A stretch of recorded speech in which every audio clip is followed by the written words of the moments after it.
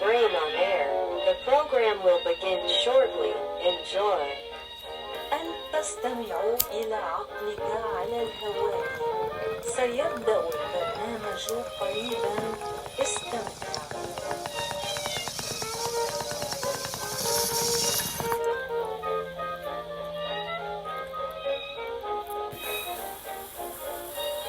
Woo! Oh, that was a big one. I didn't clear it.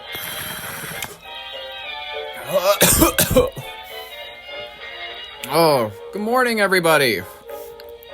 Really, I should say afternoon. Happy 15th of October. We made it. We're officially halfway through the month, ladies and gentlemen. Where did the time go? Excuse me. Boy, oh boy, I need to get my head on straight. You're right. Good afternoon, everybody. Welcome to Your Brain on Air. I'm your host, Ollie Volt Larson, and my friends would tell you that I'm nice if they really existed. It's a gorgeous Wednesday morning, and the time is approximately 12:40 p.m. because we just wanted to come at you a little later. I'm sorry about that. I just, time is time, and I manage it how I manage it, but I'm coming at you today because I promised I was going to come at you today. Anyways, the time is approximately that. We're going live with the latest happenings, as you know, so enough fluff, enough chatter. Let's just jump right into it, as what's-his-name would say, but I'm just going to say a better way. Allow us to begin. There we go. How professional, right? Anyways, military coup overthrows Madagascar's government. Guys, Madagascar, that beautiful little nation sitting off of the tail end of the ass of Africa, that beautiful little country, it's like about the size, honestly, if you compare it to the globe, it's got a pretty good hang to it. Like it's like whatever you call it. I'd compare it lengthwise maybe to Norway, because Norway's got that long, what's it called, the shoreline and whatnot. Norway's got a good hang. Sweden's got an even better hang because it's got the thickness to it. Finland, I don't know what's going on with their hang. Like they're right up against the Russian border. Anyways, Somalia might have one of the best hangs of any countries. If anybody, can you picture the map of Somalia? It's like that perfect cusp over Ethiopia, and it's like, anyways, doesn't even matter. You guys don't know what I'm talking about unless you like geography. Anyways, Madagascar's military seized power on October 14th, yesterday, you guys. I mean, I was doing stuff. I couldn't be there. I'm sorry. I know you were expecting me. Ousting President Andry Rajoelina, yep, close enough, after weeks of a massive youth-led protest that paralyzed the Indian Ocean island nation. The uprising, dubbed, quote, Gen Z protests, began in late September over chronic power and water shortages, crippling daily life in a country where 3/4 of its 30 million people live in poverty, and the average age is under 20. So they're very youthful in this country. Admittedly, by the way, that's kind of starting to fall off in Western nations because we're having so few children and like birth rates declining. But over in the old world countries, you know what I mean? You can go to Africa, you can go to areas of Asia. They haven't lost the family unit sense where they are having massive families still. This is, of course, not common in every region that I just discussed. China had the one-child policy. They're having a really serious issue with the male-to-female ratio in their country. Like, I'm not trying to overgeneralize, but consistently speaking, like the Arab world, the African world, the certain regions of those old world places that have had societies for thousands of years have not lost the kind of recent idea in Western society that you should have less children. That's a relatively recent idea when you compare it to the ideas that we needed people to work on our farms, we needed people to work in factories, and then really you were just having another hand to your farm if you were having another kid. So it was a different world. It's a completely different world these people are living in, where rations are different, poverty is different. Literally, and also in South American countries, they also have the large family units, whatnot. My grandma came from a family that was massive. So, like, this is definitely cultural. These are, like, the youthful countries. I'm terrified of the idea that there's going to be, because there are more of these Gen Z protests. We're going to get into that from a second. We have a clip from Global News. But this is just massive. To talk about these on a global scale, Gen Z as, like, a demographic is kind of showing to be the shifty, kind of a new boomer type. Exactly what I've been predicting, where boomers were kind of a big generation. They made a lot of shit happen. They inherited a lot of, like, the advantages from their parents. And then I think that Zoomers are gonna be the next this. I don't know. They're certainly more opinionated. They're going to jail quicker.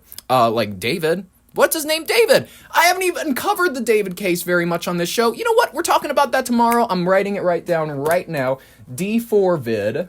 We're going to talk about you. I promise you. Anyways, that doesn't matter right now. Like, they're going to jail sooner. Gen Z is just willing to do some out there shit. And I'm worried about it because I want more of us to have our heads on straight. You know what I mean? I feel like COVID stunted a lot of them. They didn't socialize the way that they should have. I think a lot of kids just didn't. They're a little fucked up by, I don't know, the post 9/11 generation feels weird. You know what I mean? They didn't live in the promises of the 90s where the things were good. You know what I mean? Decent. You could go places without being on camera. You know, there was real freedom in America still. I think that there is a level of Orwellianness to this generation, and I kind of like it, but it terrifies me, and it should terrify you too. Demonstrators quickly swelled into broader outrage against corruption, economic stagnation. GDP per capita has plunged 45% since independence in 1960, by the way, and unfulfilled promises under Rajoelina, a 51-year-old former DJ who first rose via a 2009 military-backed coup. Okay, interesting. He's a former DJ. I didn't know that. Guys, let's just go ahead and let's jump to this clip so that I can hit this yard. Madagascar's president, André Rajoelina, has fled the African nation after an elite army unit turned against him and took control of the French colony's military. Wow. Rajoelina's whereabouts are unknown, but he is believed to have left on a French military aircraft. By the way, the dude looks like me if I was from Madagascar. Side part, glasses, you know what I mean? It's a pretty basic appearance. I look like everybody who hosted the presidential debates in the 60s. I look like everybody who worked at NASA back in the day. I look like everybody who just, like, I'm a very basic template. A lot of people in the 50s, if I didn't have the lips, if I didn't have, like, the biracial features, they'd go prime human candidate. That's kind of the visual style that I got going on. But that's what I'm trying to paint a picture for you guys of what President Rajoelina looks like. After a deal with President Emmanuel Macron, the same elite army unit that helped Rajoelina rise to power in a coup in 2009 has reportedly appointed a new military chief. Ooh. On Sunday, those soldiers joined demonstrators in the capital, called military chiefs in charge of your government. Like, I know that's always had a great history, right guys? Right guys? Gen Z, they're reaching deep outside of the box, you guys, for stuff that's definitely never been tried before. Noriega, you know, what's it called? I'm trying to think of other uprisings that ended with such beautiful systems where everybody shares everything and everything is right, guys? calling for Rajoelina to relinquish power. Madagascar has been embroiled in a political crisis for more than 2 weeks as a youth-led protest movement that erupted over power and water shortages quickly escalated. Okay, look. I'm going to leave this clip in the description so you guys can find it.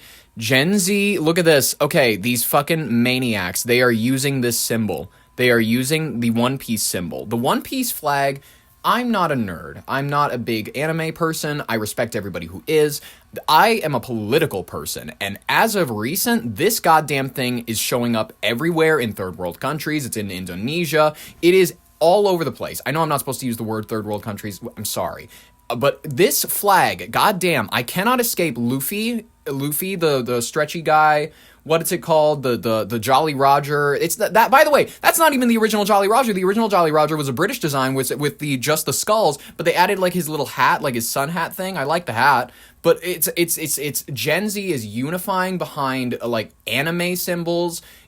I'm really scared for what this means. I'm worried that we're going to start using hentai soon. They're going to start waving Gibby flags in like to overthrow nations. I don't like. Listen. Maybe I'm just not a fan. Maybe I don't get it. I get that their symbol is like they fight the government in the show. I'm terrified for this is going to be used by J.K. Rowling fans. You're going to have idiots waving wands at you on Fifth Avenue to stop climate change now. This is where it's heading. I'm nervous. The tipping point came when the elite CAPSAT unit, ironically the same force that propelled Rajoelina to power in 2009, defected on October 11th, joining protesters in the capital and Antananarivo, I got it, guys, instead of quelling them. Capsat clashed with loyalist security forces, killing at least one of their own, and installed a new military chief, General Demosethene. That is an interesting first name. Pikulas. General Pikulas. I'm going to remember him by that. In a ceremony attended by armed forces ministers. Yay, guys, listen. Parliamentary regimes governed by the military, I'm excited. I feel like everybody Gen Z who knows nothing about anything relating to military takeovers, communism, socialism, because I guess what, guys? It's gonna be something relating to socialism, because this is Gen Z protesting. I'm just gonna call it right now. I don't know where Madagascar is heading, but if I had to predict, we're heading towards Noriega taking over in Panama. We're heading towards dictatorship. Guys, just because Gen Z is making major movements in the world doesn't mean they're good ones. Guys, younger forces have been taking over small nations all over the world for centuries. This is just how human beings work. Gen Z is following a pattern of history rather than being forgers of a new path. I'm sorry, guys. This is not a generation of change. Guess what? Coachella is our Woodstock. It's where people my age can run into the fucking desert, dress like Native Americans, have sex with each other, and go and do drugs. That is our Woodstock. And then I remember when the millennials and Gen X tried to do Woodstock and it sucked and everybody hated it and they were like, oh, nobody actually went. Pearl Jam and shit. Anyways, Gen Z, I'm terrified, is mimicking the behavior of a long-forgotten generation that my parents' generation is terrified of because it was their parents. My parents, the Gen Xers, you know what I mean, the latchkey kids, they are always on about how boomers, they were always kind of like, they were, rule followers, they were whatever. They just like the system, man. Every Gen X person you meet, they watch The Breakfast Club and they watch, what's it called? They watch Ferris Bueller's Day Off. They watch Footloose. They all have these core movies to their I don't really like order man attitude. It's like this weird I have a leather jacket that I used to wear when I was into collecting records. I'm not even lying. Gen X is some of my favorite people, but I'm terrified that Gen X, this generation that was raised by these people that they hated, the boomers that were entitled, that didn't take anything, they took everything for granted, they weren't forced to sacrifice anything except for the few that went to Vietnam.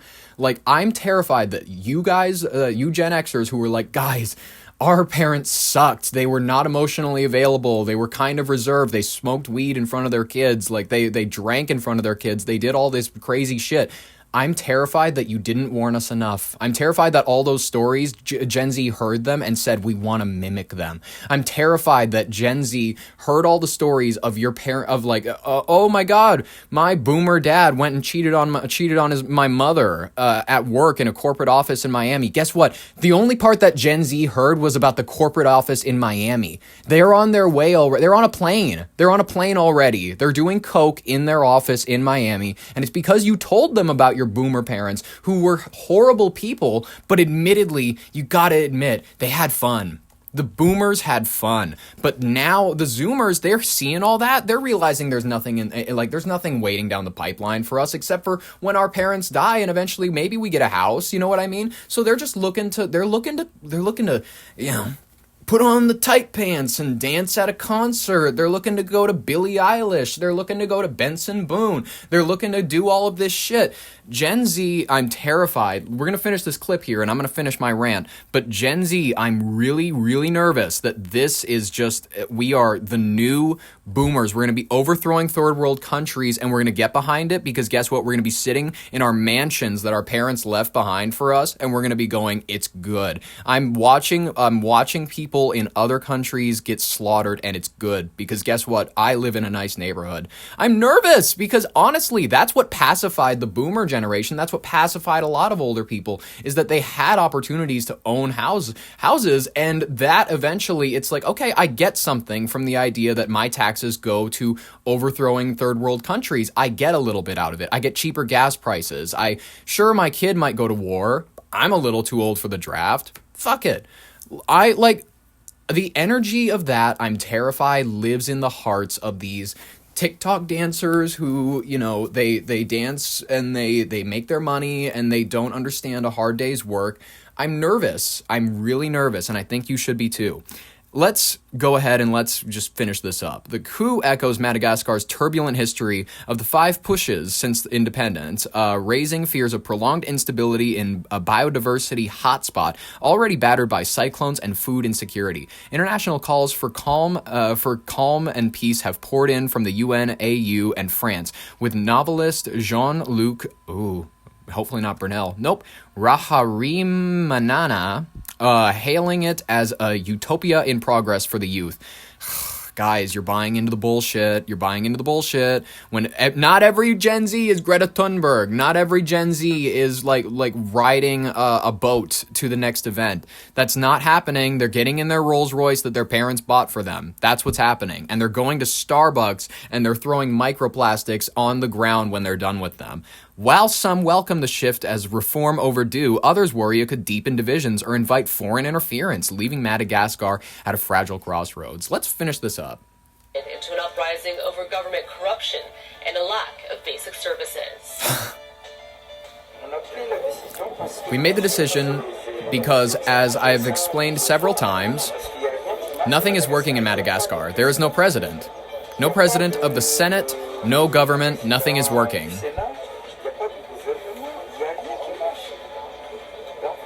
So we have to take responsibility, that's it. And it looks like they're taking it. We have all seen that the crisis that has occurred in the country have led to the ruin and recession. There have been real plans since September 25th for a coup, an assassination attempt against me. In application of Article 40.1, the Nation Assembly meeting in extraordinary session shall pronounce the Parliament dismissal of President of the Republic due to the manifestation of incompatibilities and conflicts of interest, activities of nature to harm the dignity of the nation and national unity.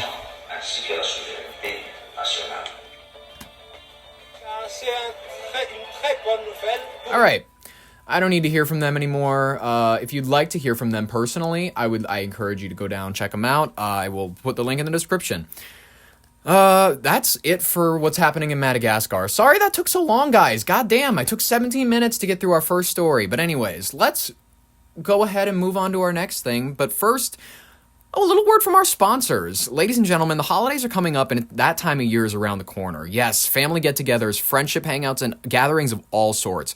Why show up to the party empty-handed when you can bring along everyone's favorite treat? Spite! That's right, ladies and gentlemen. Human emotion spite is flying off the shelves this year. Much like every year, as kids and adults are getting ready to sneer at each other from across the dining table. Julia brought her new boyfriend? Didn't he just get out of jail? Oh man, yuck. Keep an eye on him. Make sure he doesn't touch anything. Or make sure that Julia bitch remembers where to put her coat. The Chesterfield is not a fucking coat rack. Don't wait. Get it while supplies last. We have all sorts of varieties from recent divorce to I don't like your social media posts. We got you didn't invite me to your wedding all the way to you didn't come to my kid's graduation. Don't wait, you guys. Jump over to humanside.com and enter promo code HATE for up to 25% off your first Thanksgiving shouting match. That's humanside.com, promo code HATE for up to 25% off your first order. Spite. Your loved ones wouldn't be your loved ones without a little dash of it. Anyways, our next topic, the UK imposes major sanctions on the Russian oil sector. This is interesting, you guys. If you're keeping in mind the Nord Stream pipeline business, we'll talk about that a little later. But the United Kingdom has unleashed its most sweeping sanctions yet on October 15th, 2025, targeting Russia's oil lifeline to starve Vladimir Putin's war chest amid the grinding Ukraine conflict.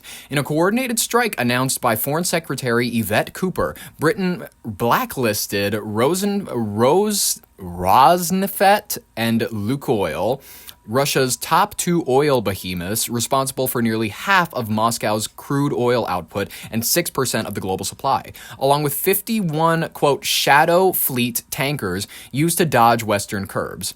Anyways, that's interesting. These aging vessels, often flagged in obscure nations, ferry billions in illicit oil to buyers in China and India. But the new measures freeze assets, bar financial services, and restrict tech access, potentially slashing Kremlin revenues up to $10 billion annually. Cooper hailed it as a huge blow and, quote, the heart of Putin's machine, which drew in 113 billion euros, 131 roughly billion dollars US, from energy taxes in 2024, funding 83% of its military spending.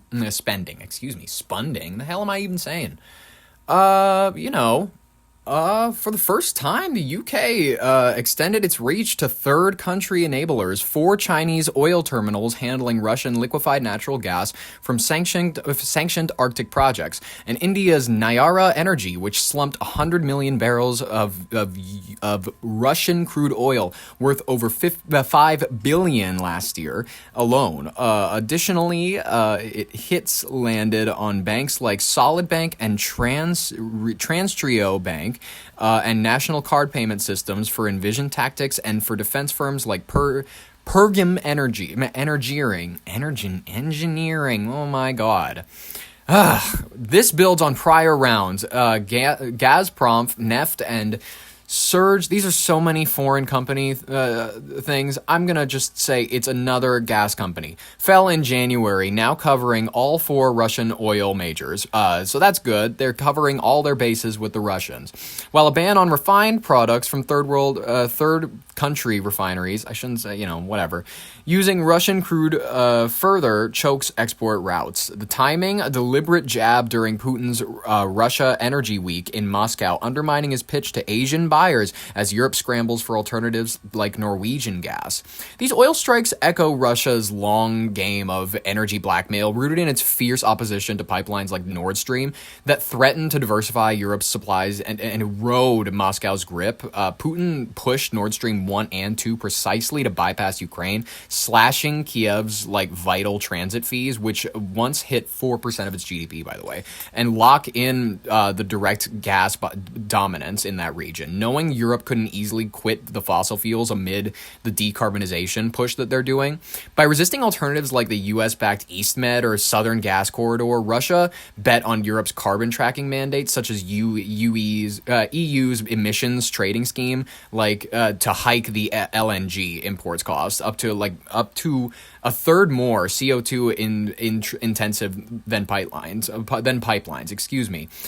This would essentially keep buyers reliant on Russian pipe gas. Essentially, it's cheaper for them. Its sabotage also in 2022 wrecked the Nord Stream anyway. But today's sanctions flip the script as Europe slashes Russian imports down to 35% year on year and races to renewables. The UK aims to accelerate that divorce by forcing Russia and Asia to prices that are going to be lower and leverage wanes. This is I'm sorry that this is such financial global talk. It's such whatever.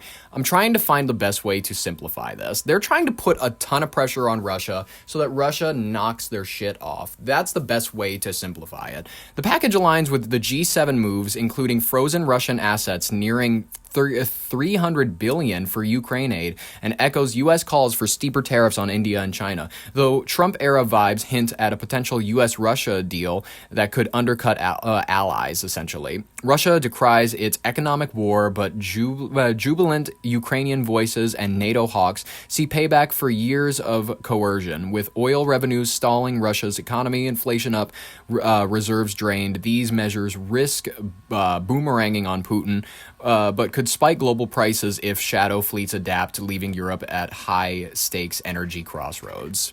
This is nuts, guys. This is, Business Insider bullshit. This is crazy. I don't know how Putin's going to respond to this. He's not going to be happy, that's for sure. Is this going to make, with Trump in office, sure, he can probably, he can give him fellatio, he can give him some sort of thing that'll make him compliant. I don't know.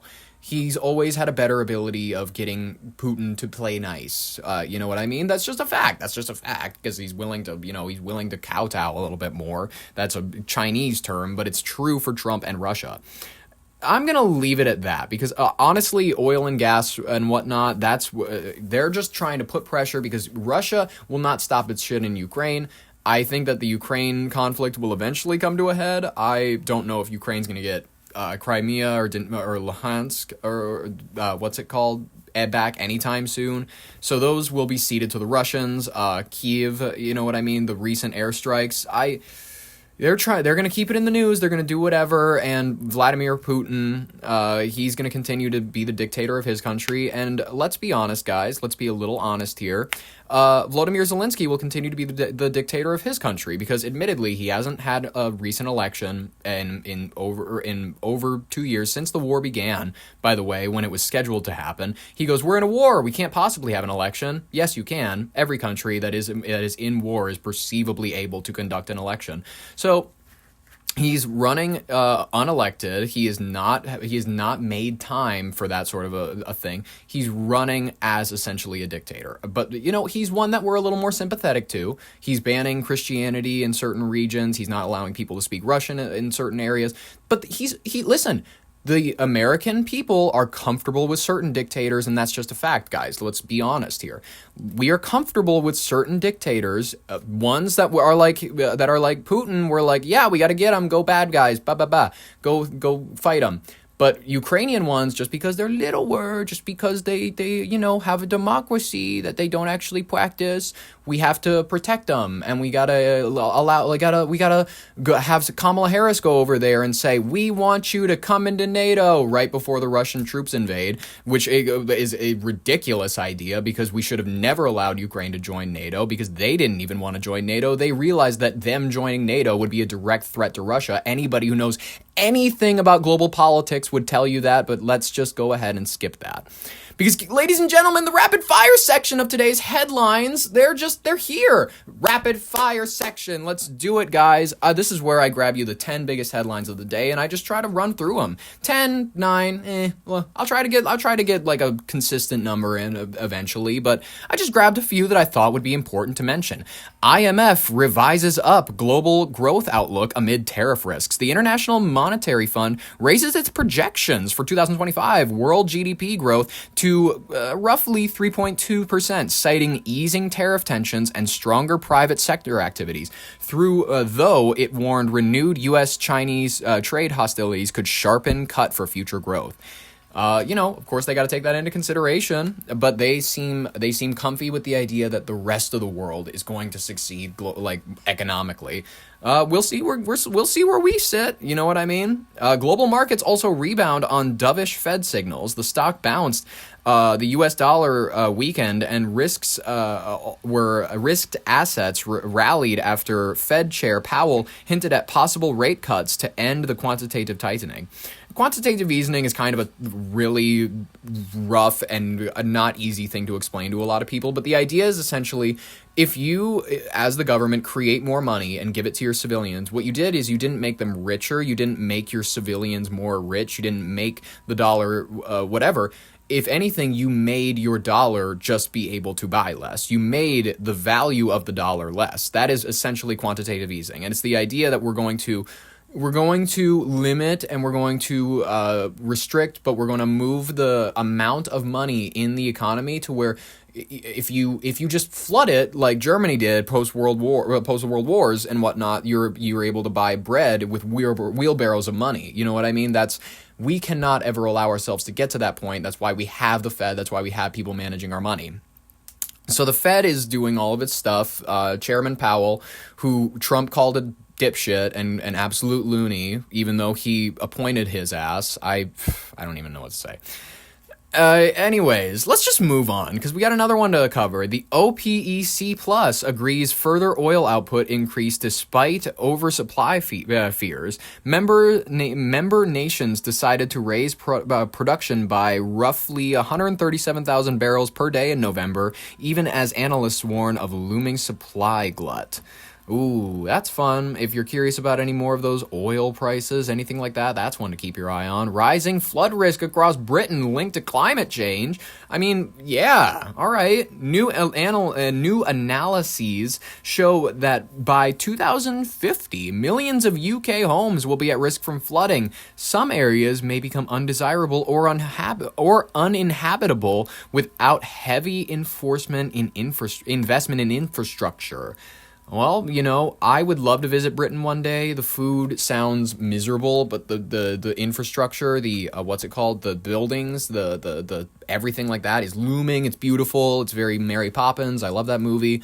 Like, I would go to London. I hope that it's not underwater. I've already given up on the idea of going to Venice. That's done. I'm glad, I'm glad that I don't really have a big obsession with Venice because it's probably going to be underwater by the time I get the chance to. But sorry for if you're listening from Venice. I didn't want to break it to you. And anyone listening from a coastline, I'm sorry. It's probably going to happen. Israel reverses plan to slush humanitarian aid to Gaza. After earlier threats, Israel decided to reopen the Rafah crossing and allow aid deliveries following pressure to end delays in body returns from Hamas. There you go. That's good. I'm glad that they're not bothering to slash humanitarian aid. Don't they get some credit for that? Leaked message exposed extremist content amid young Republicans. I actually really wanted to talk about this one because once again, god damn it, all of the kids in this text exchange, they look like me. Except some of them look like me when I was fat. Like, they look like me in the suit. They look like me when I was going to prom when I had my glasses and my face was fat. And it's them basically talking about how much they love Hitler. Telegram messages purportedly from state-level young Republican leaders across several U.S. states surfaced, containing racist, anti-Semitic, and violent language. Guys, I think I'm going to make a note of this because I want to cover this actually in depth. We're going to go ahead and we're going to make that another story, maybe with David, because quite honestly, that's too fun of one where I don't want to let it go, and I don't think you would want me to let it go because that just seems like there's too many news clips, there's too many racist, anti-Semitic, and violent language examples that I have to talk about it later. I have to. Anyways, Kaiser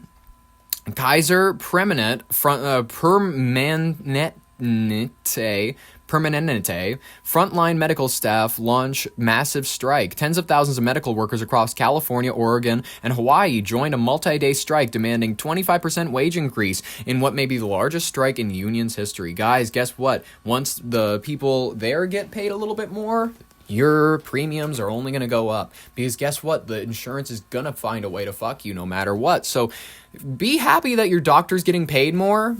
Don't be happy that you're going to have to pay a little more. China steps in as Argentina removes grain export taxes. With U.S. trade war tensions threatening U.S. farmers, China began buying multiple cargoes of Argentinian soybeans after Argentina eliminated it. Export tax on grain. Told you guys, soy's the way to go. Investigators, the Assad regime reburied mass graves remains to conceal killings. A new probe details how Bashar al-Assad's government secretly relocated bodies from one mass grave to another to cover up a large-scale killing between 2019 and 2021. Holy shit. Guys, that's a big one. That's a big one. I might have to make note of that one. We got to talk about that again, guys. See, I just love doing this. I love doing ones where I'm like, I think I'm going to do this and I'm going to throw it in the headlines, but then I don't know. There might be too many details, but I want to break it as soon as it comes out and maybe I'll talk about it a little later. Anyways, Amazon fires engineer critical of Israeli project. Amazon fires engineer of critical Israeli project. That's a better way to read it.